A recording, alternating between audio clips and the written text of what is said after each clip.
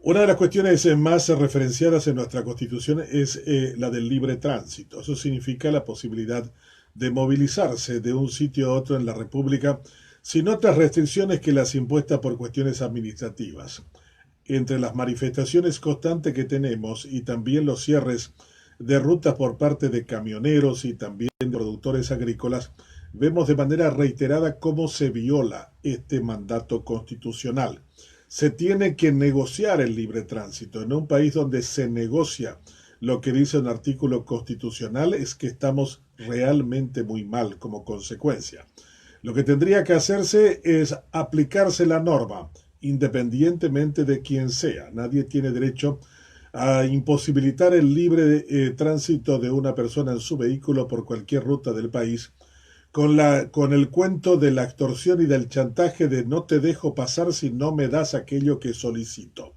Ahora aparecen incluso opositores que le dicen a los camioneros, el acuerdo fue que ustedes no cerraran rutas para que nosotros estuviéramos estudiando las propuestas de ustedes. Eso no tiene que ser de recibo, como dicen los españoles. Se debe cumplir la norma independientemente que se estudie o no una cuestión de carácter legal.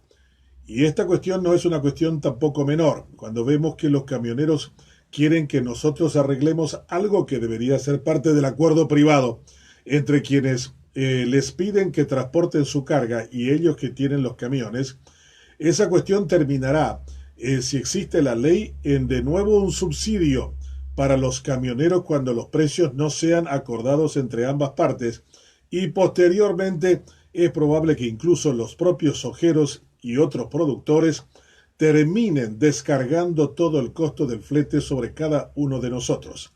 Esa es una película que ya la hemos visto y la vemos de forma reiterada con los camioneros del transporte público. Es la hora de poner las cosas en su lugar.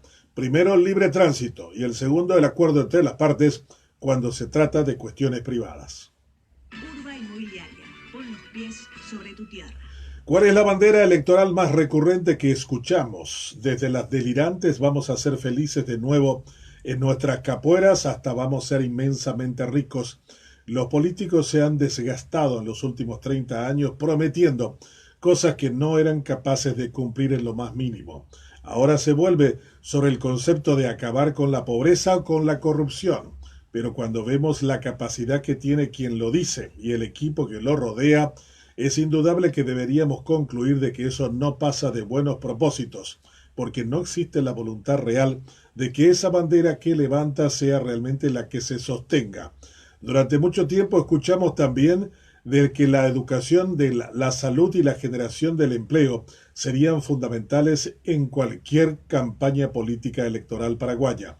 Nada más lejano si no se dan las condiciones y especialmente cuando la desacreditada clase política se comporta de una manera en la que nadie confía en invertir en el país. Hay más de 5.000 millones de dólares de paraguayos colocados en el exterior, especialmente en bancos, en donde no rinden casi nada de interés, pero apalancan el desarrollo de esos países. Esos mismos paraguayos no creen en nuestro país y por eso han sacado su dinero. Si se generaran condiciones para la inversión no habría ningún tipo de inconveniente que ese dinero apalancara nuestro desarrollo, pero para eso nuestros políticos tienen que cambiar su manera de entender las promesas electorales y de qué manera pueden cumplirlas. Urba Inmobiliaria, traemos desarrollo. El Paraguay no tiene un régimen de castas como tiene la India, pero en la realidad sí tenemos un sector que vive de forma privilegiada por encima de otros.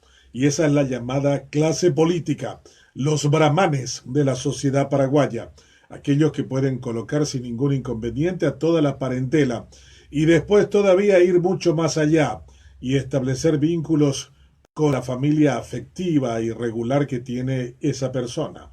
El Paraguay sigue sosteniendo a familias completas en el presupuesto general de gastos, cifras millonarias para personas que no tienen la más mínima capacidad para estar en dicho lugar. Se intentó por varias fórmulas, aquellas que hablan sobre del nepotismo que prohíbe por ley que alguien contrate a un pariente. Sencillo, el político se puso de acuerdo con otro político de otra repartición y colocaron a sus parentelas mutuas en ambos sitios sin tener que ser ellos los que nombraban directamente. Se intentó por el camino de los concursos de oposición para el ingreso a la función pública. Tampoco funcionó. Durante el tiempo en que más se insistió sobre esto, durante la administración Lugo, ingresaron casi 70.000 por mecanismos que no fueron los que debieran por ley, que es el de presentarse a exámenes para ocupar un cargo.